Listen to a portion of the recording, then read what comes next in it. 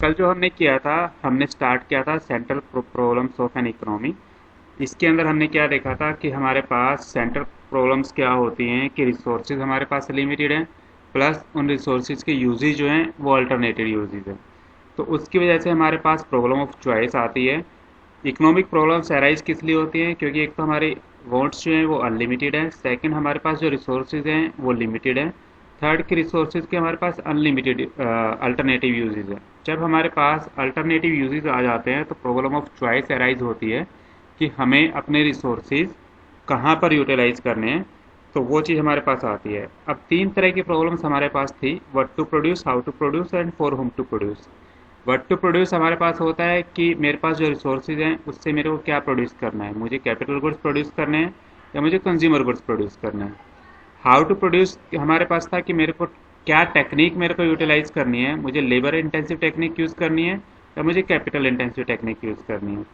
Third हमारे पास problem थी for whom to produce. इसके अंदर हमें बताया गया था कि हमें रिच लोगों के लिए प्रोड्यूस करना है या हमें पुअर इकोनॉमी के लिए प्रोड्यूस करना है। तो किस तरह की इकोनॉमी हमारे है, किसके लिए हमें प्रोड्यूस करना है, वो हमें देखना था। इन तीन तरह के सॉल्यूशन हमारे पास अलग अलग इकोनॉमी के अंदर अलग अलग हमारे पास आते थे। जैसे हमारे पास मार्केट इकोनॉमी थी, उसके अंदर मार्केट की डिमांड और सप्लाई हमारे बताते थे किसके लिए क्या प्रोड्यूस करना है, किसके लिए प्रोड्यूस करना है, कैसे प्रोड्यूस करना है और क्या प्रोड्यूस करना है, वो डिमांड और सप्लाई हमारे को बता देते थे। सेंट्रली प्लान्ड इकोनॉमी के अंदर गवर्नमेंट डिसाइड करती थी। यदि हमारी इकोनॉमी जो है उसके अंदर अनएम्प्लॉयमेंट नहीं है तो हम यूटिलाइज करते थे कैपिटल इंटेंसिव टेक्निक। यदि हमारे पास अनएम्प्लॉयमेंट है तो हम यूटिलाइज करते हैं लेबर इंटेंसिव टेक्निक। यदि पुअर लोग नहीं है तो हम अमीर के लिए प्रोड्यूस करेंगे, यदि पुअर लोग हैं हमारे पास है तो सोशल वेलफेयर के लिए हम प्रोड्यूस करेंगे। तो ये चीज़ हमारे पास सेंट्रली प्लान्ड इकोनॉमी के अंदर आ जाती है। और जो आपके पास मिक्स्ड इकोनॉमी है उसके अंदर लाइफ सस्टेनेबल चीज़ें जो होती हैं वो चीज़ों के लिए गवर्नमेंट अपने आप पास कंट्रोल रखती है, बाकी चीज़ें मार्केट के डिमांड और सप्लाई के ऊपर छोड़ दी जाती हैं। तो इस तरीके से आपके पास जो तीन प्रॉब्लम्स हैं, what to produce, how to produce and for whom to produce, उनका सॉल्यूशन जो है वो दिया जाता है। ठीक है। अब हमारे पास इन सॉल्यूशंस को देखने के लिए हमारे पास जो रिसोर्सेज हैं उनको कैसे यूटिलाइज कर सकते हैं, हमारे पास एक मेथड आता है जिस मेथड को हम बोलते हैं प्रोडक्शन पॉसिबिलिटी कर्व। इसको हम पीपीसी कर्व के नाम से भी जानते हैं। आप इसको ट्रांसफॉर्मेशन लाइन भी बोल सकते हो, आप इसको ट्रांसफॉर्मेशन कर्व भी बोल सकते हो, या आप इसको प्रोडक्शन फ्रंटियर भी बोल सकते हो। तो तीन या चार नाम आपके पास हैं: PPC, production possibility curve, second one is production frontier, third one is transformation line, fourth one is transformation curve. Question में कुछ भी आ जाता है, ट्रांसफॉर्मेशन लाइन क्या होती है, ट्रांसफॉर्मेशन कर्व क्या होता है, प्रोडक्शन बाउंड्री क्या होती है, प्रोडक्शन फ्रंटियर क्या होता है, या प्रोडक्शन पॉसिबिलिटी कर्व क्या होता है, तो आपको सिर्फ एक ही डेफिनेशन लिखती है कि production possibility curve is a curve showing alternative production possibility of two goods with the given resources and technique of production। अब इस डेफिनेशन के अंदर आपको दो चीज़ें जो हैं वो ध्यान रखनी है कि एक तो रिसोर्सेज आर गिवन, हमारे पास रिसोर्सेज दिए गए होंगे। Second one is technique of production जो होगी वो चेंज नहीं होगी, टेक्निक ऑफ प्रोडक्शन हमारे पास सेम रहेंगी। ठीक है। थर्ड थिंग, हमारे को दो चीज़ें प्रोड्यूस करनी है और जो रिसोर्सेज हैं उन रिसोर्सेज को यूटिलाइज करना है दो चीज़ों को प्रोड्यूस करने के लिए। गुड ए और गुड बी दो चीज़ें हो सकती हैं। यदि मैं सारे के सारे रिसोर्सेज यूटिलाइज कर रहा हूँ गुड ए को प्रोड्यूस करने के लिए तो गुड बी जो होगा वो कुछ भी प्रोड्यूस नहीं होगा। यदि मैंने कुछ रिसोर्सेज शिफ्ट कर दिए गुड ए से गुड बी की तरफ तो कुछ चीज़ें जो होंगी वो गुड ए की प्रोड्यूस होंगी, कुछ चीज़ें जो होंगी गुड बी की प्रोड्यूस होंगी। जैसे जैसे मैं रिसोर्सेज को शिफ्ट करता जाऊँगा गुड ए से गुड बी की तरफ तो गुड ए का प्रोडक्शन जो है वो कम होता जाएगा, गुड बी का प्रोडक्शन जो है वो ज़्यादा होता जाएगा। तो पीपीसी कर्व हमें शो करता है कि जब रिसोर्सेज शिफ्ट किए जाते हैं गुड ए से गुड बी की तरफ तो हमारे पास प्रोडक्शन किस तरीके से इम्पैक्ट होता है, किस चीज़ का प्रोडक्शन घटता है, किस चीज़ का प्रोडक्शन आपके पास बढ़ता है। ठीक है। अब डेफिनेशन इसकी आपके पास यही है कि it is a curve showing different combinations of two goods which can be produced with the available resources. आपके पास जो रिसोर्सेज अवेलेबल हैं उन रिसोर्सेज के ऊपर आप किस तरीके से दो गुड्स के कम्बिनेशन को प्रोड्यूस कर सकते हो वो चीज़ें पीपीसी कर्व शो करता है। पर इकोनॉमिक्स के अंदर हम कुछ एजम्पशंस लेकर के चलते हैं। हम कोई भी थ्योरी देंगे तो उस थ्योरी के बैकग्राउंड में हमारे पास कुछ एजम्पशंस होंगी। सेम चीज़ें आपके पास पीपीसी कर्व के अंदर हैं। हमारे पास तीन तरह के एजम्पशंस हैं। एक तो सबसे पहले रिसोर्सेज आर गिवन, रिसोर्सेज दिए गए हैं। Second one is given resources are fully and efficiently utilised, कि जितने भी रिसोर्सेज हमारे को दिए गए हैं उनको हम फुल्ली यूटिलाइज कर रहे हैं प्लस एफिशिएंटली यूटिलाइज कर रहे हैं। एफिशिएंटली यूटिलाइजेशन का मतलब होता है आपके पास कि आप मैक्सिमम आउटपुट जितना हो सकता है उतना आउटपुट उससे ले रहे हो। थर्ड थिंग, टेक्नोलॉजी जो हमारे पास है, टेक्नोलॉजी हमारे पास सेम रहेगी, टेक्नोलॉजी आपके पास चेंज नहीं होगी। टेक्नोलॉजी आपके पास जो होगी, जो हम गुड ए को प्रोड्यूस करने में यूटिलाइज कर रहे थे वही आपके पास गुड बी के अंदर यूटिलाइज होगा। टेक्नोलॉजी ना तो कम होगी ना ही आपके पास इंक्रीज होगी। ठीक है, तो पीपीसी कर्व आपके पास इन अजम्पशंस के ऊपर काम करता है। अब एक एग्जांपल दिया हुआ है, इस एग्जांपल को आप देखिए कि जैसे इसने एक एग्जांपल लिया, उस एग्जांपल के अंदर दो गुड्स लिए हैं, one is wheat, second one is cloth. एक तो इसने गुड्स लिया है वीट, दूसरा इसने लिया है क्लॉथ। अब पहला कॉम्बिनेशन क्या हो सकता है कि जितने रिसोर्सेज मेरे पास हैं मैं सब रिसोर्सेज को यूटिलाइज कर रहा हूँ सिर्फ वीट को प्रोड्यूस करने में।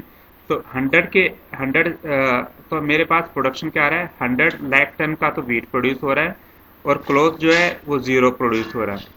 जब मैंने कुछ रिसोर्सेज को शिफ्ट किया वीट के प्रोडक्शन से क्लॉथ के प्रोडक्शन की तरफ, तो वीट का प्रोडक्शन तो मेरे पास हुआ 90 और क्लॉथ का प्रोडक्शन मेरे पास हुआ 1। जब मैंने कुछ रिसोर्सेज को और शिफ्ट किया वीट से क्लॉथ की तरफ, तो वीट का प्रोडक्शन तो हुआ मेरे पास 70 और क्लॉथ का प्रोडक्शन मेरे पास हुआ 2। जब कुछ और रिसोर्सेज को शिफ्ट किया गया तो मेरे पास वीट का प्रोडक्शन हुआ 40 और क्लॉथ का प्रोडक्शन हुआ 3। जब सारे के सारे रिसोर्सेज वीट से हटा करके क्लॉथ की तरफ शिफ्ट कर दिए गए तो वीट का प्रोडक्शन मेरे पास हुआ 0 और क्लॉथ का प्रोडक्शन मेरे पास हुआ 4। ठीक है, ये आपके पास 4-5 कॉम्बिनेशंस हमें दिए हुए हैं जिन कॉम्बिनेशंस के अंदर हम रिसोर्सेज को शिफ्ट करते जा रहे हैं वीट से क्लॉथ की तरफ। तो वीट का प्रोडक्शन तो कम होता जा रहा है, पहले 100 था, फिर 90, 70, 40 और 0। जब क्लॉथ को रिसोर्सेज मिल रहे हैं तो क्लॉथ का प्रोडक्शन जो है वो इंक्रीज होता जा रहा है 0, 1, 2, 3, 4। पर ये चीज़ें आपके पास उन तीन अजम्पशंस के बेस के ऊपर की गई हैं कि रिसोर्सेज आपके पास जो दिए हैं उतने ही हैं, रिसोर्सेज आपके पास फुल्ली और एफिशिएंटली यूटिलाइज किए गए हैं। तीसरा, टेक्नोलॉजी आपके पास जो थी वो कांस्टेंट रही है। अब इस टेबल को लेकर के एक ग्राफ रेडी किया जाता है। ये ग्राफ आपके पास बोला जाता है पीपीसी कर्व, ट्रांसफॉर्मेशन कर्व या प्रोडक्शन पॉसिबिलिटी फ्रंटियर, तीनों में से आप कोई भी नाम इस चीज़ को दे सकते हो। अब ये ग्राफ देखिए, इसके अंदर क्या किया गया है। इस ग्राफ के अंदर आपके पास पहले जब सारे के सारे रिसोर्सेज वीट को दिए जा रहे थे, जो आपके पास वाई एक्सिस है उस पर मैंने वीट लिया है, जो एक्स एक्सिस है उस पर आपने क्लॉथ लिया है। जब आपके सारे के सारे रिसोर्सेज वीट के लिए यूज किए जा रहे थे तो आपके पास ए कॉम्बिनेशन था और आपके पास क्लॉथ 0 थे। जब हमने वीट के रिसोर्सेज को शिफ्ट किया तो आपके पास बी कॉम्बिनेशन आ रहा था जिसमें वीट का प्रोडक्शन तो 90 हुआ और क्लॉथ का प्रोडक्शन हमारे पास 1 हुआ था। थर्ड कॉम्बिनेशन के अंदर वीट का प्रोडक्शन आपके पास 70 हुआ था, क्लॉथ का प्रोडक्शन 2 हुआ था। फोर्थ कॉम्बिनेशन के अंदर वीट का प्रोडक्शन 40 हुआ था, क्लॉथ का प्रोडक्शन 3 हुआ था।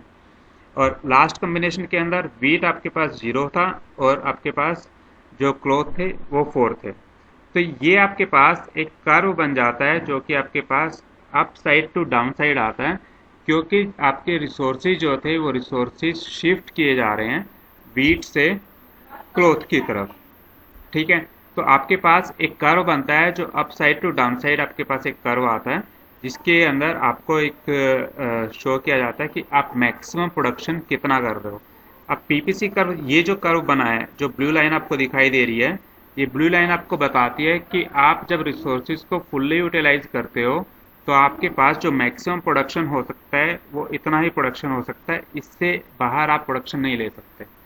इस कर्व के अंदर जितना भी आपके पास ये एरिया है, इस एरिया का प्रोडक्शन आप कभी भी जो है अटेन कर सकते हो, मतलब कभी भी आप इस चीज़ को गेट कर सकते हो, क्योंकि आपके जो रिसोर्सेज हैं इस एरिया से ज़्यादा तो आपके पास प्रोडक्शन दे ही रहे हैं। पर इस एरिया से बाहर, ये जो लाइन है, इस एरिया से बाहर आपका जो प्रोडक्शन है वो प्रोडक्शन आप गेट नहीं कर सकते, क्योंकि आपके रिसोर्सेज जो है वो फुल्ली और एफिशिएंटली यूटिलाइज है, मैक्सिमम प्रोडक्शन आपको मिल रहा है इस कम्बिनेशन से। तो इस लाइन के अंदर जो भी आपके पास प्रोडक्शन होता है, जो कम्बिनेशन ऑफ आउटपुट होता है, उस कम्बिनेशन को तो हम बोलते हैं अटेनेबल कम्बिनेशन। इसके बाहर जो भी रहेगा वो आपके पास होता है अनअटेनेबल कम्बिनेशन। अनअटेनेबल का मतलब है जिसको आप गेट नहीं कर सकते, अटेनेबल का मतलब है जिसको आप गेट कर सकते हो। ठीक है, तो दो तरह के कम्बिनेशन ऑफ आउटपुट आपको मिलते हैं, one is attainable combination, one is non attainable combination, या अनअटेनेबल उसको बोल देते हैं। तो ये आपके पास दो तरह के आउटपुट आपका यहाँ पर दिखाया गया है कि अटेनेबल और अनअटेनेबल कम्बिनेशन ऑफ आउटपुट आपके पास क्या होता है। अटेनेबल आपके पास कम्बिनेशंस होते हैं विद जिसको आप अटेन कर सकते हो with the given resources and technology. किसी भी पॉइंट के ऊपर आपका जो प्रोडक्शन होता है विद इन बाउंड्री लाइन यदि आपके पास है, इस बाउंड्री लाइन के अंदर जो भी प्रोडक्शन होगा वो प्रोडक्शन आपका अटेनेबल कम्बिनेशन आएगा, इसके अंदर जो भी आएगा। इससे बाहर जो भी प्रोडक्शन होगा वो आपका अटेनेबल आएगा, क्योंकि आपके जो रिसोर्सेज हैं वो रिसोर्सेज इतना प्रोडक्शन कर ही नहीं सकते जो उस लाइन से ऊपर जाए। आप चाहे कितना भी कम्बिनेशन तैयार कर लो, पर उस लाइन से ऊपर का प्रोडक्शन आप लोगों को नहीं मिलेगा, तो वो प्रोडक्शन आपके पास हो जाता है अनअटेनेबल कम्बिनेशन। ठीक है, ये समझ में आ गया? Yes sir. ठीक है, अब देखिए दो चीज़ें हमारे पास आती हैं। यदि हमारे पास ये जो कर्व दिखाया गया है जिसको हम पीपीसी कर्व बोलते हैं, ये पीपीसी कर्व हमारे पास शिफ्ट हो सकता है। शिफ्ट होने की कंडीशंस क्या हैं? शिफ्ट होने का मतलब क्या है कि ये इस कर्व से हट करके इसकी जगह आपके पास एक और दूसरा कर्व तैयार हो जाए, जिसको हम बोलते हैं shifting of PPC curve.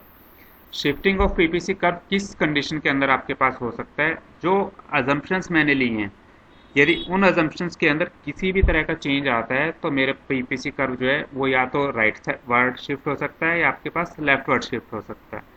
Right word shift होता है तो इसका मतलब मेरे जो प्रोडक्शन है वो बढ़ रहा है। लेफ्ट वर्ड शिफ्ट होता है तो इसका मतलब क्या है, मेरा जो प्रोडक्शन है वो कम हो रहा है। देखिए हम दिखा देते हैं। चेंज इन रिसोर्सेज, शिफ्टिंग कब या किस सिचुएशन के अंदर हो सकती है? एक तो रिसोर्सेज आपके पास इंक्रीज हो जाएं।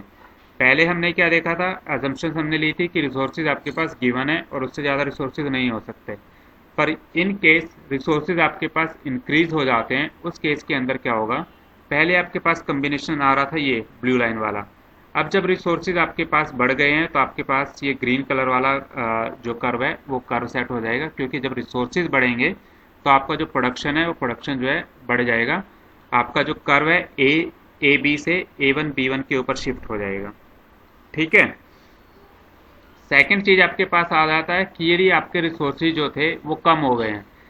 यदि रिसोर्सेज कम हो जाते हैं तो जो मेरा प्रोडक्शन है वो प्रोडक्शन मेरा कम हो जाएगा। प्रोडक्शन कम होने का मतलब क्या है कि पहले जो मेरा कर्व ए बी के ऊपर था, अब मेरा वो A1 B1 के ऊपर आ गया है। मीन्स कि आपके पास जो था रिसोर्सेज कम होने की वजह से प्रोडक्शन कम हो गया है और रिसोर्सेज आपके पास जो पीपीसी कर्व है वो लेफ्टवर्ड शिफ्ट हो गया। ठीक है, तो शिफ्ट होने के आपके पास दो ही चीज़ें होती हैं, या तो आपके पास रिसोर्सेज जो हैं वो रिसोर्सेज इंक्रीज हो जाएंगे तो राइटवर्ड शिफ्ट हो जाएगा, यदि रिसोर्सेज आपके पास कम हो जाएंगे तो आपका लेफ्टवर्ड शिफ्ट हो जाएगा। सेकेंड अजम्पशन हमारे पास थी कि टेक्नोलॉजी रिमेन्स का सेम। अब यदि टेक्नोलॉजी के अंदर किसी तरह का चेंज आता है, यदि टेक्नोलॉजी मेरे पास बढ़िया आ जाती है, टेक्नोलॉजी मेरे पास इम्प्रूव्ड टेक्नोलॉजी आ जाती है, तो मेरा क्या होगा? प्रोडक्शन इंक्रीज हो जाएगा। यदि एक बढ़िया टेक्नोलॉजी आएगी, बढ़िया मशीनरी आ जाएगी, तो क्या रहेगा आपके पास? बोलो, प्रोडक्शन बढ़ जाएगा। प्रोडक्शन बढ़ जाएगा। तो इस केस के अंदर यदि आपके पास टेक्नोलॉजी दी गई है तो प्रोडक्शन जो आपके पास था ए बी का आपके पास प्रोडक्शन हो रहा था, पर यदि आपके पास टेक्नोलॉजी इंक्रीज हो जाती है तो AB1 का आपके पास जो है वो प्रोडक्शन इंक्रीज हो जाता है। पर इन केस आपके पास ये तो आपके पास था गुड एक्स के लिए, यदि गुड एक्स के लिए टेक्नोलॉजी आपके पास अच्छी हो जाती है तो एक्स का प्रोडक्शन आपके पास इंक्रीज हो जाता है। यदि वीट के लिए आपके पास टेक्नोलॉजी इंक्रीज हो जाती है तो आपका जो क्लॉथ का प्रोडक्शन था वो उतना ही है, पर वीट का प्रोडक्शन आपके पास इंक्रीज हो गया है, वो ए से A1 आपके पास चला गया। तो जिस भी प्रोडक्ट की टेक्नोलॉजी आपके पास अच्छी हो जाएगी उस प्रोडक्ट का प्रोडक्शन आपके पास इंक्रीज हो जाएगा। ये चीज़ आप दोनों के लिए भी दिखा सकते हो कि वीट और क्लॉथ, गुड एक्स और गुड वाई दोनों की टेक्नोलॉजी इंक्रीज हो गई है, तो आपका ए बी से A1 B1 आपके पास आ जाएगा। ये आपके पास कर्व बन जाएगा कि ए बी से आपके पास A1 B1 आपका जो है वो शिफ्ट हो जाता है। ठीक है, तो शिफ्टिंग आपके पास या तो लेफ्टवर्ड होगी या आपके पास राइटवर्ड होगी। लेफ्टवर्ड हो रही है तो आपका टेक्नोलॉजी या रिसोर्सेज जो हैं वो कम हो रहे हैं। यदि राइटवर्ड आपके पास हो रहा है तो टेक्नोलॉजी और रिसोर्सेज आपके जो हैं वो इंक्रीज हो रहे हैं। ठीक है, तो यस आज सर। आज के लिए इतना काफ़ी है।